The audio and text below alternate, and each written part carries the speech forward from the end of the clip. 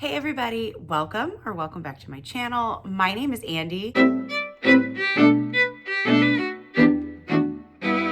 I hope you're doing really well wherever or whenever in the world that you are. Happy New Year, very exciting time of year. And speaking of exciting things, today I'm going to be talking about my favorite books that I discovered that I read in 2022. Some of these books were published in 2022, many of them were not, but they are all books that I read for the first time last year. Now, I have organized this video into my 5 honorable mentions and then my top 10. I am gonna say, if you ask me tomorrow the order of these top 10, it would probably switch, but I feel pretty comfortable and pretty confident in the hierarchy of books that I have listed out for you guys today. But really, I loved all of these books. I still think about all of these books. They are all stellar. Without further ado, let's get into the books. My first honorable mention is an entire series. That is the Black Witch Chronicles series by Laurie Forest. I've gushed about this series a lot in recent months because I sort of rediscovered and continued on in this series this year. Basically, you follow this young girl, Ellerin, as she moves to college and kind of comes out of her shell, discovers a whole big world, and with her little merry band of misfits that she sort of finds herself connected to, they are trying to take down a bigger, badder evil out in the world. And it is so fun. I think it is so well written. It is such a page turner. I am so invested in where the series goes. Hopefully the 5th and final book comes out in 2023, but there's still a bit of a question mark around that. It is so fun. I haven't heard many other people talk about it, so I don't know if I'm late to the party or maybe it's a little bit of an underrated series. Either way, if you haven't picked it up, you absolutely should. It is so fun. The next honorable mention on this list is Carrie Soto is Back by Taylor Jenkins Reid. I really like this. Of all of the Taylor Jenkins Reid books that I've read, it's not my favorite, but I really loved Carrie's character arc and her growth throughout the book. I loved the way her relationship with other people kind of changed.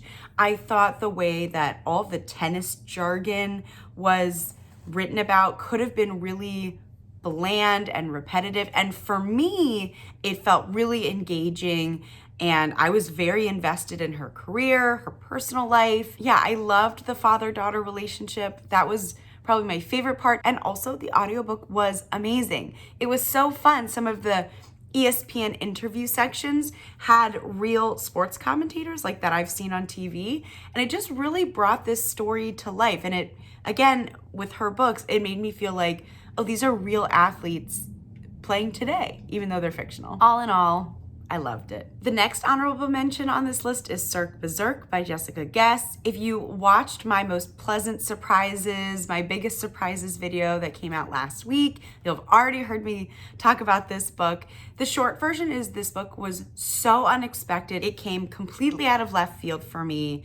I really thought it was gonna be too scary, too gross, give me nightmares, and it had the complete opposite effect. I found myself giggling, I could not put it down, and man, there were some twists and turns that I really didn't see coming. It was so interesting. It was just so much more than I thought it was gonna be, and for that reason, it is absolutely an honorable mention. Who would have ever thought a horror novel would be on my list? I certainly didn't, but man, it was so good. Highly recommend. The next honorable mention from this year was The Wall of Winnipeg and Me by Mariana Zapata. I read this one back in November, I think, and it was my first Mariana Zapata, and I just adored it. I loved the slow burn romance. I thought it was paced beautifully. I was so invested in their relationship. They had such good chemistry. Aiden and Vanessa, it was a couple dynamic that really worked for me. It was just one of my most fun reading experiences throughout the year. I really had a good time while I was reading this book. It was great. And now I'm gonna read so much more from Mariana Zapata. My last honorable mention, and it's like right on the cusp of being one of my favorite books from this year, was Real by Kennedy Ryan. This was such a fantastic, slow burn, semi-forbidden romance between a director and an actress, and I devoured this book. I loved every second of it. For this, I'm so glad I listened to the audiobook because the movie that they're doing is of a singer named Desi Blues. I think that's her name, if I remember correctly. And the audiobook like features some of her music. Like you get to kind of listen to it.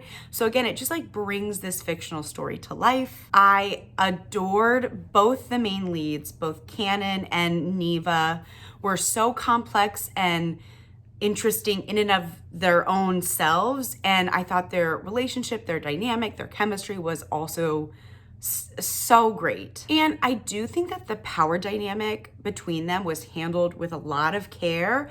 And I think that kind of relationship of actress and director could feel very coercive and cringy and yikes. And I just thought Kennedy Ryan handled it with so much thoughtfulness and so much open communication and lots of consent and lots of discussions around that.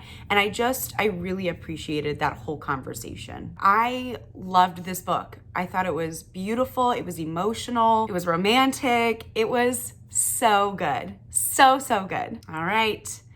The time we've all been waiting for, my top 10 favorite books from 2022. In number 10, the 10 spot is The Lies of Locke Lamora by Scott Lynch. It was so much fun. Even though this book had quite the slow start, I mean, I didn't really feel myself fully invested until about 30%, and I almost DNF'd this book because I wasn't totally pulled in, but I am so glad that I kind of pushed through because it was so much fun. I was so connected to the characters. I felt like deep in my soul, their triumphs, their sorrows, and everything in between. You know, Locke, John, Bug, the Sansa twins. Like, I loved their little group, and I was rooting for them so much. It was such an adventure. I loved the humor in this book, and it really has inspired me to want to pick up more fantasy series next year or this year in 2023, because I kind of have forgotten how much I love just like a classic fantasy series, especially a little heist trope. God, it was so fun. If I were to describe this book and what I'm hoping this series is in one word, it would just be adventure. I was giggling and I loved the characters, like I said. I loved it. I had so much fun. Yeah, it's really stuck with me. So for that reason, it's my 10th favorite book of this year. Number 9, my 9th favorite book from this year. And it's amazing because a lot of these books I actually own physically because they are some of my favorites. So that in and of itself should really speak volumes. That I physically own a lot of these books means like I loved them so much. I was like, yes, I must buy them and I must keep them for forever. In the number 9 spot is Daisy Jones and the Six by Taylor Jenkins Reid. Now, this might surprise a lot of people because I don't know if necessarily upon finishing this book, if I would have considered it my favorite of the Taylor Jenkins Reid books. I think most people would probably say, the Evelyn Hugo one is their favorite. And yes, I love that one. Yes, I give it 5 stars. But for me, this did something really unique and was the only book I've read in recent memory that had a totally different structure. And for that reason, it's really stuck in my mind. If you don't know, Daisy Jones and the Six follows this like fictional band. I think it's loosely based off of Stevie Nicks. It's told in interview style. So like, as you can see, it's like got the characters' names and it's told in like conversation. And this is one where I think you will like it more if you listen to the audiobook because every character has their own like professional actor, their own voice actor. Judy Greer is one of the characters and I love her. And I just think the audiobook really elevated this reading experience and again, brought these characters, brought this world, brought this band to life for me in a way that her other books like, this is the top tier for me of like, I had to keep reminding myself that these are not real singers. They're not real people. This was the book that stood out the most to me of, I just stopped myself from like checking, IMDb and like Googling their Wikipedia page, because the audiobook brought this to life like almost no other book that I have listened to before. Man, it is by far the best one that I've listened to anyways. I just love it. And I can't wait for the TV adaptation to come out whenever that miniseries finally releases. I love it. I love it so much. Woohoo! Number 9. All right, number 8 is Daughter of the Forest by Juliette Marillier. This is a fairy tale retelling of The Six Swans, although I do think it has other titles or other editions, other versions. And this story follows Sorsha as she goes on this harrowing quest to save her brothers from this awful curse. This book just has so many things that I love. It has an incredibly resilient, smart, thoughtful heroine.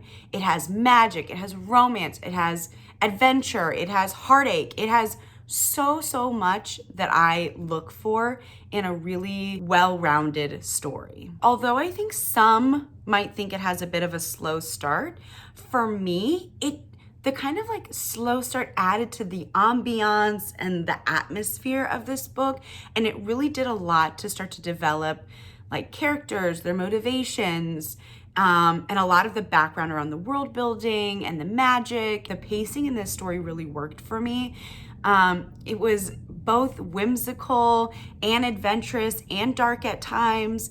I just really loved this book. I cared so deeply for Sorsha, the people in her life, the outcome of this story. I will say there is some pretty explicit graphic content on page, so definitely look up trigger warnings. I will say I believe the two that stand out in my mind is that there are explicit content warnings, trigger warnings for rape and animal death. And so if those are things you want to be mindful of, just know they are in this book. Overall, I read this back in May. I still think about it today. And yes, it is like a book in a series. I think the series like follow her children maybe. So I don't know if I'll continue on in the series, but I loved this. I still think about it. I love this cover. And yeah, it was a really, really good time. So number 9, Daughter of the Forest. Number 7 is a book that I read back in January, but it has stuck with me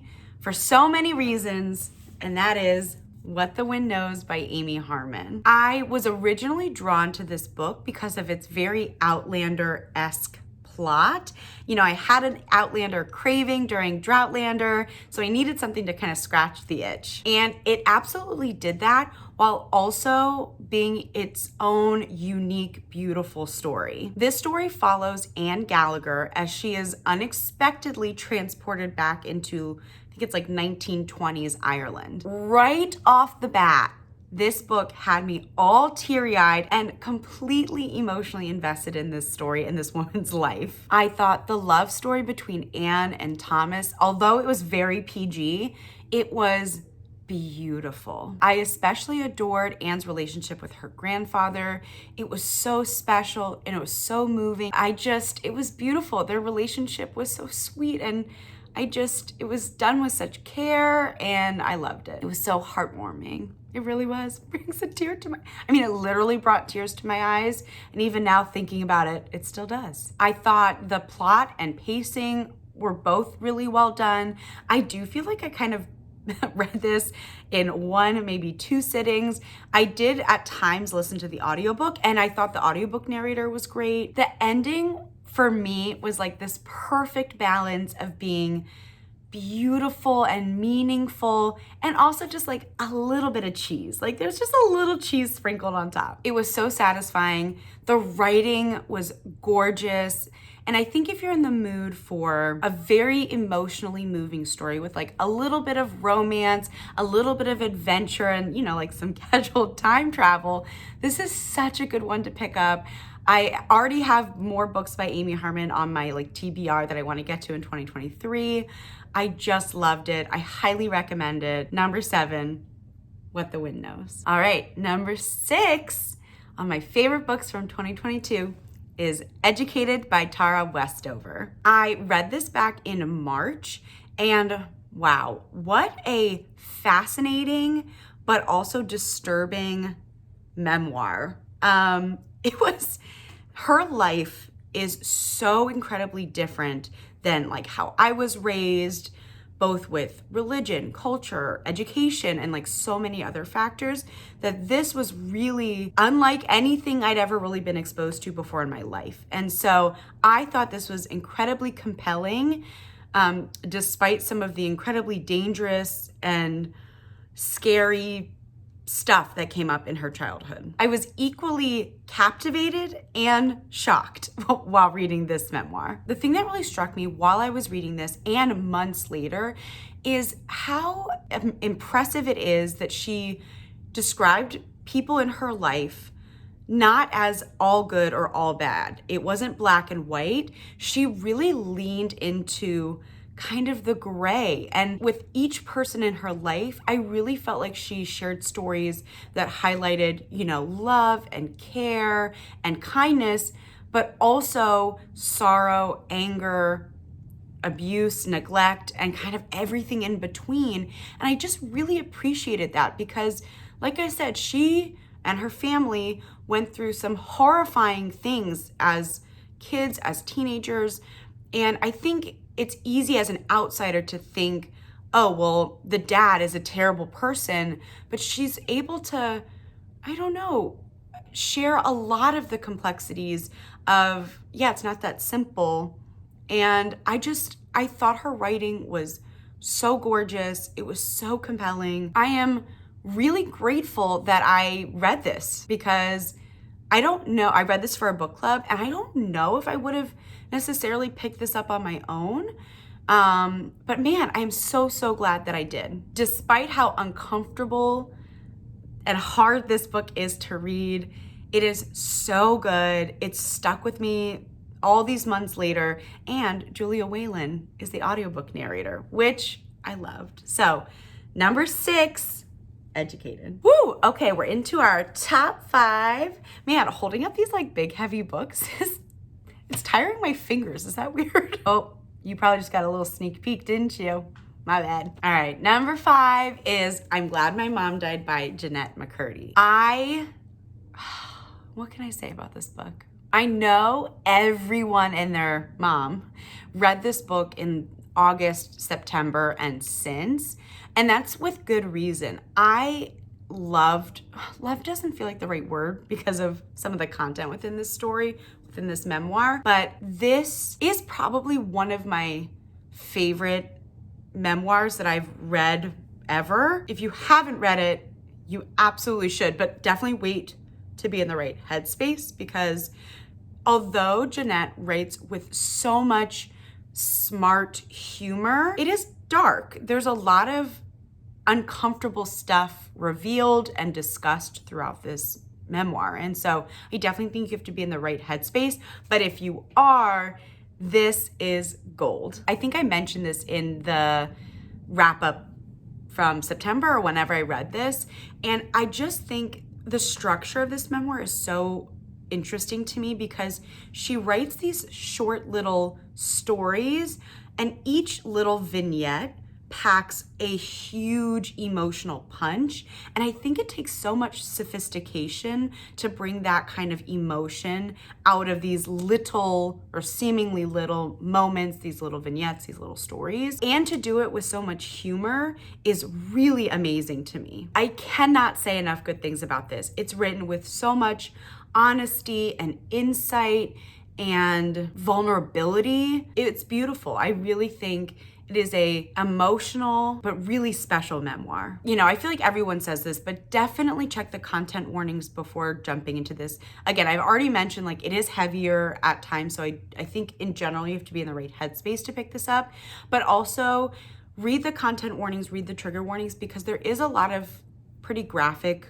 stuff talked about on page, especially around disordered eating and abuse. And so I think, again, if you're sensitive or mindful of that, just know that and more exists in this memoir. I think if you are looking for a really emotionally moving, completely captivating, funny memoir, and if you watched iCarly and you have any like pop cultural like reference to who she is or who the character she plays on TV, I would definitely pick this up. It is so good. It's going to stay with me for a really long time. I think everyone should read it. Just make sure you read it at the right time.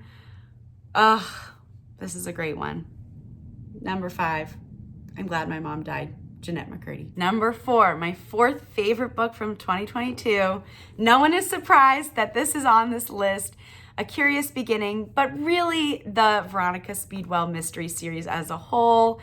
I have gushed and obsessed over this series a lot this year because it both surprised me and delighted me and has really stuck with me. It was so fun. This is another one of those books that the enjoyment factor in my reading was unparalleled. I had so much fun listening to these books. I listened to the whole series on audio. I got them on Hoopla, and God, it was fun. If you don't know, this series follows Veronica, this kind of quirky, strong-willed, independent lepidopterist, somebody who studies bugs and butterflies, and Stoker, this kind of grumpy natural historian.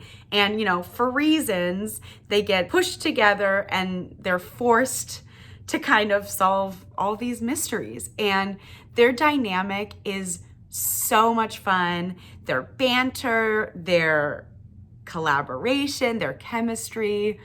It is just so charming. It is so endearing.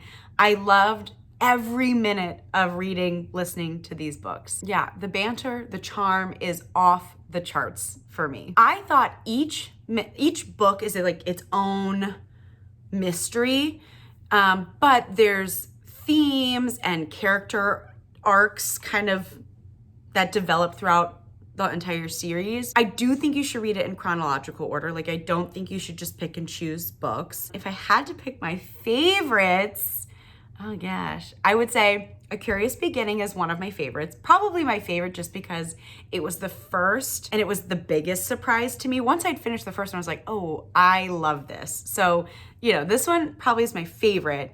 But then I also loved the 4th one, which I think is A Dangerous Collaboration, and the 5th one, which was A Murderous Relation. I think those were the names. Either way, books 1, 4, and 5 are my favorites. All of them got 4.5 or 5 stars though. You can't go wrong. Yeah, so like I've said already a million times, if you are in the mood for something funny, cozy, comforting, and wildly entertaining, this is a great series to pick up. Number 4, A Curious Beginning by Deanna Raybourn, but really the whole Veronica Speedwell mystery series. My top 3 books of the year. I'm just gonna start by saying I loved all 3 of these so much, but in very different ways. So number 3 is Kindred by Octavia E. Butler. I have been wanting to read Octavia Butler for a really long time, but I've always been a bit intimidated and I'm not totally sure what that is. I think because her like sci-fi fantasy books are kind of considered like classics. I'm always just convinced I'm not going to be smart enough to enjoy some of this, but man, was I wrong. This book was, I don't know what words I can use to describe it. It was just captivating. I could not look away. I read this back in February, and this is sort of part slave memoir, part historical fiction, part sci-fi fantasy, and you follow this kind of like modern Black woman. I think she's like, her present timeline is like the 1970s, as she is unexpectedly sent back to like 18-something Maryland on a plantation. This novel takes you on quite the emotional roller coaster. So like, be ready for that. But wow, it was so fascinating. It was so scary at times. A lot of the content in this book is very graphic. It is very hard to read. It is uncomfortable, but I think it is so important. It is so well written. And again, I could not stop. I was completely addicted. I was so invested and curious and nervous. I was like literally on the edge of my seat because of how uneasy and unsettled I felt during so much of Dana's journey. It is incredibly emotional. It is so powerful. It is hard to read, but wow, it was good. It has stuck with me all year. I love that they just made a little TV series adaptation, which I've heard kind of mixed things about. So I'll be very curious when I eventually watch it to see what I think. But yeah, this book is excellent. And I have Parable of the Sower on my 23 books I want to read in 2023, because now I'm going to read her whole backlist because I must. So number 3, Kindred by Octavia E. Butler. Put in the chat, in the comments down below, what do you think are my 1 and 2 books? I think a lot of people will guess one of the books in these top 2 section, but because I started my booktube channel later in the year, I think this other one might be a bit of a surprise. So let me know what you thought my top 1 or 2 books were gonna be, and let me know if you were right or not. I'm curious. My number 2, my second favorite book from 2022 was The Nightingale by Kristen Hanna. I was very reluctant to pick this book up, mostly because it is very hyped, especially just this author in general. I feel like I see her all over TikTok and Instagram and blah, blah, blah, and like every list.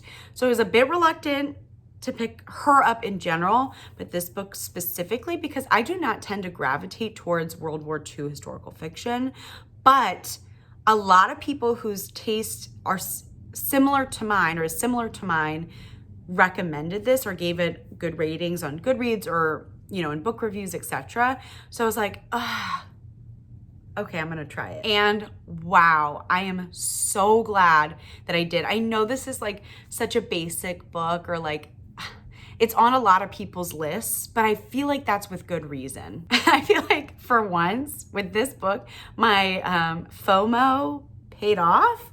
It's so funny because with really popular books, I like go the 2 extremes. I'm either like, I feel like I'm missing out, I must read it right away, even if I don't think it's gonna appeal to me, or I get stubborn, I stick my feet in the sand, I'm like, no, I am never gonna read that. So it's interesting to me that this was a case where my FOMO side, I'm not mad about it. I loved this book. This story follows these 2 sisters as they are in their own ways trying to fight and rebel against German occupation in France during World War II. And the sisters are very different in what's important to them, what motivates them, their age, what part of life that they're in, what stage of life that they're in. I mean, they fall in, they fall out, and it is just such a compelling, emotional story. And I loved it. I sobbed at the end of this book. It's so funny because I am a bit of a weeper, like in real life. Like tearfulness is like, yeah, no one's surprised, but it does take a lot for me to cry in books. And wow, this really hit like a deep emotional chord in myself, and I loved it. I was so captivated by the courage and tragedy and love within these pages. There was so much tension built up throughout the hundreds of pages that you're reading. I was stressed. I really didn't know how this was going to end, which I kind of loved, that I had no idea where our characters were going to end up, for better or for worse. And I loved that. I was so invested. I cared so deeply about everyone in this story for different reasons. It was just so emotional. I love that it's being adapted into a movie. I cannot wait to see it. I think it maybe comes out December 2023. I know this author is like overhyped in a lot of people's minds. If you haven't read any of her work, or if you've read other books and didn't like it, give this one a try. It is so good. It is so good. I loved it.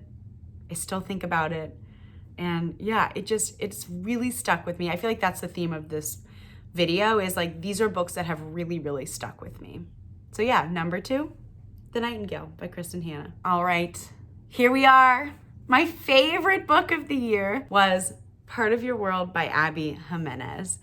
I loved this book. Not only was it my favorite romance of the year, it was my favorite book in general this year, mostly because of how much fun I had while reading it. This small town romance gave me such Heart of Dixie vibes. Like, if you've seen that show, if you know, you know. It was comfortable, it was cozy, but it was also very emotional to me. It really hit me deep. It was much more emotional than I was expecting, and I was just completely drawn in from page one. To me, the chemistry between Alexis and Daniel was perfection. There was a ton of angst and tension built throughout this story, which really kept me invested, kept me on the edge of my seat, and kept me reading like nonstop. I do think I binged this in one sitting, like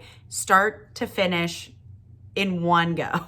I will say the third act conflict bothered me just a little bit, but even despite that, I'm sort of like, it doesn't matter. It was still so good. Everything else surrounding that like one issue I had, it was still like so fun. It was so fun.